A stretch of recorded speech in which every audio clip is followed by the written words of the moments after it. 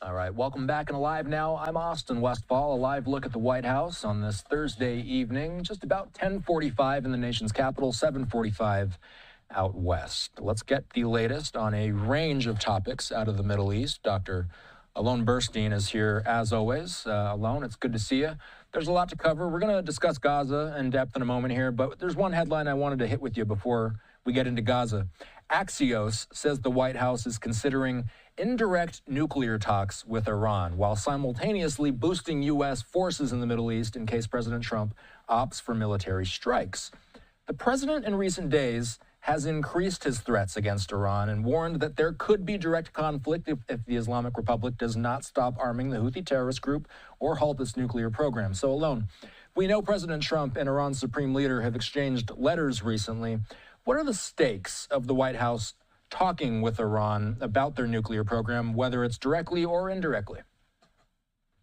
It's good to see you, Austin. This is really part of a repeated pattern in the way Trump has handled diplomacy in the Middle East. And we saw this during his first presidency, too. On the one hand, there was a lot of tough talk about ISIS, a lot of tough talk with Afghanistan. On the other hand, at the end of the day, Trump has repeatedly said time and again, he does not want to engage the United States in wars. It ended up with a deal with the Taliban. It ended up with a deal with the Iraqi government. Similarly, when it comes to Iran, I'm not saying that Trump would shy away from using force, but he has proven also that he does not want to use force. And we're seeing this in a similar pattern, the threat of force, the threats of escalation, but at the end of the day, a vast preference towards some sort of diplomatic solution, diplomatic resolution.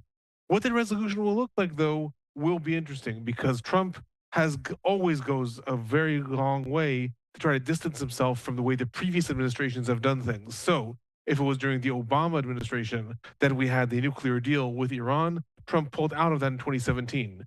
If over the last couple of years we've seen an easing of sanctions on Iran by the Biden administration, Trump is going to want to be seen to not be doing that. So it remains to be seen, even if talks do happen and a deal does take place, how will that actually look? How is that going to be sold by the administration? It's not a coincidence, I'll also add, that the same day that this was published, Trump said, quite surprisingly, in the White House, or I'm not sure it was in the White House, but it was in a report that Netanyahu, the Israeli prime minister, might be visiting the United States next week.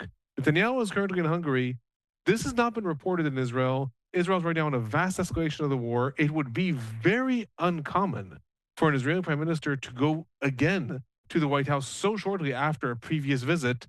Why is this happening now? When I saw that, I was like, okay, maybe something is going on now that this comes alongside this report that talks may be starting again with Iran. Very likely Trump would either be bringing Netanyahu to the White House or at least will want to talk to him to say, look, we're going to have these talks. Bear with us. I don't know what exactly they're going to say in terms of if they go south, what's going to happen. But likely what Trump would tell him is don't screw this up for us. At this point, don't escalate the rhetoric. Much like the United States told Israel with the Houthis, the United States repeatedly told Israel, do not attack the Houthis. The Houthis have been firing missile after missile at Jerusalem and Tel Aviv. Israel's not retaliated because the U.S. said, don't retaliate. Let this be our job now. Likely we're going to see the same thing in this dynamic. So we've been, as we normally do, seeing regular updates from the IDF. They say 4 Hamas terrorists were eliminated by a strike yesterday in a command and control center meeting point in Jabalia. Lots of news out of Gaza in recent days alone. Today, Reuters says that Gaza saw one of the biggest mass displacements of the war. This comes as Israeli forces advanced into the ruins of the city of Rafah, and as these 4 leaders were killed as well. But let's get to the displacement of hundreds of thousands of people alone. This is part of a newly announced security zone that the IDF intends to seize. What do we know about the long-term plan for who is going to control security zones like this? So what has been happening in the last several days has been 2 different arenas in the Gaza Strip. One is in the northern parts of the Gaza Strip, in the Jabalia refugee camp, and in the areas of Sajaiya and Gaza City in northern Gaza. And that's, I don't know if you can see the map, but that's these areas up here. We have seen the IDF carry out substantial amounts of airstrikes. One of those airstrikes also reportedly targeted a school that, according to Palestinian sources, was housing internally displaced Palestinians. According to the IDF, it was housing different Hamas operatives, was used as a command center. Several dozen people were reportedly killed there. All that is in northern Gaza. The big news is coming out of southern Gaza and really pertains to two things. One is that mass displacement that has been reported in the areas of Rafah, this entire area in southern Gaza here. The IDF ordered Palestinians to evacuate and go to the humanitarian zone in the Moasi section over here. The reason the IDF said that is because it is launching a mass ground invasion into Rafah, really, as far as the IDF is concerned, almost finishing the job that it had not completed before the ceasefire was called. As the war went on, the IDF did invade Rafah, but it did not actually evacuate all the population from Rafah. Now, a fifth of the territory of the Gaza Strip in southern Gaza has been ordered to evacuate. The IDF has reported that it has managed to already encircle Tel Sultan in the southern regions of Rafah, and that it is moving forward to, according to the IDF, hunt down and destroy Hamas operatives. In addition to that, Israeli Prime Minister Netanyahu announced yesterday on April 2nd that the IDF is now excavating a new security corridor that is going to be around this area. It is called the Morag Corridor, and it is supposed to carve up the Gaza Strip, separating Rafah, a major Palestinian town, from Han Yunis, the biggest city in the Gaza Strip. The aim of that, according to the IDF, would be to hold on to another security corridor like the Philadelphia corridor and the Netzarim corridor that the IDF has maintained. I will add, though, in addition to holding on to territory, excavating it, and security concerns, very, very likely, this is also going to be a bargaining chip. The IDF had excavated and held on to the Netzarim corridor that carves the northern parts of the Gaza Strip and the southern parts, did that throughout the entire war, and it was a security concern. The IDF wanted to stop Palestinians from returning to northern Gaza. However, this was a big bargaining chip when it came to the actual negotiations. Will the IDF withdraw? Will Palestinians be allowed to go north to south? Very likely, as Israel is trying to mount the pressure on Hamas to basically compel it to come back to the negotiating table and redraft the ceasefire without a complete end to the war.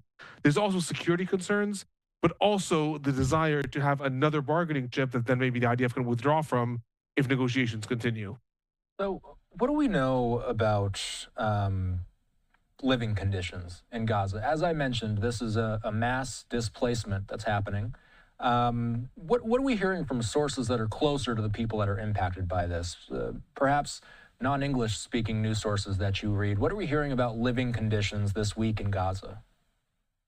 The situation in Gaza has really deteriorated over the last 4 weeks in two different stages. At first, 4 weeks ago on March 2nd, all humanitarian aid coming into the Gaza Strip was cut off. Now, this was not felt immediately in the Gaza Strip because throughout the almost 8 weeks of a truce, or 7 weeks of a truce, over 25,000 aid trucks entered into the Gaza Strip. So the result was markets were fuller, especially it was a Ramadan holiday, and Hamas was also making sure that people had food for the fast, for the feast, for all kinds of things like that.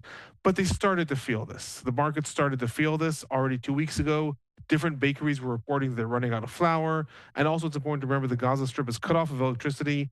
All electricity in the Gaza Strip is by generators. That requires fuel. The cutting off humanitarian aid means no fuel coming in also.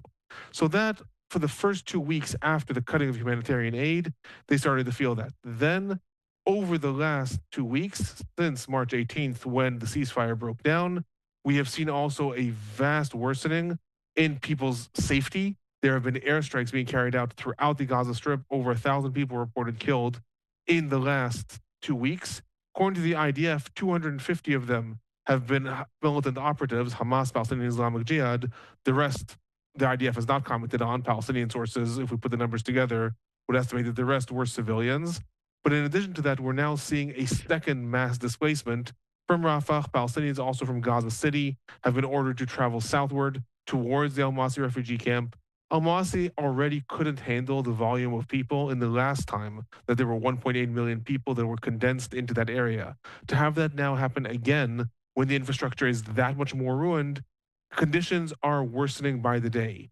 Another thing that's also important to note is the airstrikes right now are specifically targeting Hamas civilian infrastructure. This appears to be a tactic of the IDF and of Israel. They have not specifically targeted the Al-Qassam brigades and the militant wing of Hamas. Instead, most of the airstrikes thus far have been targeting the civilian administration of Hamas. Israel has said that it wants to destroy Hamas's governing capabilities. This has meant assassinating the prime minister of Hamas, Issam Da'alis. This has also meant targeting the mayors and the different people in charge of the police and the security apparatuses. But the result is that a lot of the airstrikes are actually happening much more in civilian areas and ending up with a lot of ricochets. In Han Yunis, it was reported in the last 24 hours that there were what we call firebelt bombings. Those are very, very intense bombings as the IDF was moving into the southern areas of the Gaza Strip. All this is a lot of reports coming out that the conditions are worsening by the day. And most importantly, the medical establishment is reporting that hospitals do not have supplies. The lack of entrance of humanitarian aid means also medical supplies, anesthesia, fuel for generators not coming in. One more thing before we go. And I'll read this. The Times of Israel says that Hamas is ready to release all remaining hostages, alive and dead, in exchange for a permanent ceasefire with Israel, which would include a withdrawal of all IDF forces from Gaza. Alon, I think you and I both know that Israel is not going to accept any deal where it doesn't bring the full elimination of Hamas from Gaza. But I guess my question would be, and I'll put this graphic back up from the IDF showing 4 eliminations that they've had in recent days. Has the IDF's newest military campaign put more pressure on Hamas? Is the campaign bringing new concessions to the negotiating table? To 2, has it put more pressure on Hamas? Absolutely. Hamas has, in a rare move, actually acknowledged that it is having a hard time governing the Gaza Strip right now. Its military wing seems relatively intact, I will say, among others, because it has actually not engaged the IDF forces on the ground. There's yet to be a single shot fired by the Al-Qassam brigades to engage the IDF forces. But Hamas has said that it is having trouble in governing the Gaza Strip because a lot of its administration are, your average police officers. They've just decided to go into hiding. They're being targeted by the IDF. And thus, police have disappeared from the streets. Police disappear, lawlessness starts to happen, et cetera, et cetera. Mayors aren't coming to try to administer the cities. The result is we're having a rise in anarchy. So it is applying a lot of pressure on Hamas from that direction. Has it actually brought Hamas towards more concessions? I'll say that thus far in the negotiations, it does not seem like it has. That statement that Hamas is willing to release all hostages in exchange for complete IDF withdrawal and the declaration of the end of the war is Hamas simply saying, look, we signed the deal in January. It was supposed to lead into phase 2. There was going to be release of all hostages, Palestinian prisoners in exchange for an end to the war, IDF withdrawal. We're still willing to do that. Hamas did agree to a deal that Egypt proposed several days ago that was going to be the release of 5 Israeli hostages and a 50-day truce in exchange for 2,500 Palestinian prisoners, 500 prisoners for each hostage, and a series of other things. Israel said it is not willing to agree to that, gave a counteroffer. Hamas said yesterday, it reported, it is not even going to honor Israel's counteroffer with an answer. At this point, both sides appear to be at a stalemate. It does appear that Hamas is under pressure on the one hand. On the other hand, I will say that it's so far lack of engagement with the IDF on the ground from a military standpoint is indicating that Hamas is probably planning something. They're not out of troops. They were fighting the IDF right up until the ceasefire, so they haven't lost the ability to fight during the truce when they managed to rebuild. So they probably are waiting for something. Maybe they're giving a chance towards more of a ceasefire, or they're waiting for the right opportunity, and then they're going to try to engage the IDF forces. Militarily, they're not suffering thus far. From an administrative standpoint, they have openly admitted that they are, but it hasn't been enough to bring them back to the table and agree to Israel's demands until now, at least. One more thing. This is a little different question than I normally give you, but I couldn't help. 2 days ago, I had asked you why we were seeing some news about Israel getting rid of their policy on imported goods. They were not going to levy tariffs on U.S. goods anymore. They pulled that the day before President Trump was going to make his big tariff announcement, where he was going to implement tariffs on a number of nation states, including some of the U.S.'s closest allies. Well, Trump did announce the tariffs yesterday, and the president announced 17% new additional tariffs. And I got to ask you, if Israel expected there to be, perhaps since they made the announcement the day before, was this 17% announcement a bit of a surprise in Jerusalem? I think it was. Certainly in the responses of the prime minister, who, as I said, is in the midst of an international visit to Hungary. And I don't think that he would have done that if he would have recognized that Israel is about to be facing an economic downturn. And of the Minister of Finance, Bezalel Smotrich, all of their announcements were very careful. Like I said, Israel's always very careful to not upset President Trump and not get on his bad side. They did not condemn this. They did not say they're going to retaliate with their own tariffs, but they did say that they were surprised at the level of tariffs. There's also all kinds of excuses that are starting to be floated within the Israeli political system, some even suggesting that potentially the Trump team didn't hear yet that Israel had lowered the tariffs, and that's why, because it was only done a day before, that's why the tariffs were still imposed. I highly doubt that that's true, but saying that is a way to, on the one hand, almost exempt Trump from like, why did he still levy tariffs if Israel's removed them? Well, I guess he didn't hear that Israel's removed them yet, but it's also a way for Israel to sort of bolster its position, saying, no, no, no, we're still Trump's best friends. It's just this is a misunderstanding. In Israel, there's right now a lot of concern within the political apparatus of how to respond to this, right? France, the United Kingdom have already announced they're going to levy tariffs back. It's going to a trade war. Israel does not want a trade war with the United States and cannot afford a trade war with the United States at the present moment. They hope that by lowering the tariffs, they wouldn't enter into that. At this point, that is not the case. And I think that one of the things, if in fact Netanyahu does travel to the United States next week, certainly one of the things that's going to be brought up is probably a commitment on Israel's part, not only to lower tariffs, but to invest in the United States in all kinds of things from technology, possibly Tesla, possibly looking at the security establishment or things like that, trying to, again, get on Trump's good side, hopefully in order to get this lower down. That's an estimate at this point. We covered a lot today. Alon, as always, we appreciate your time. He does upload his own Middle East updates on his personal YouTube channel as well. We'll talk with you soon, Alon. Good to see you. Thank you. Have a good night.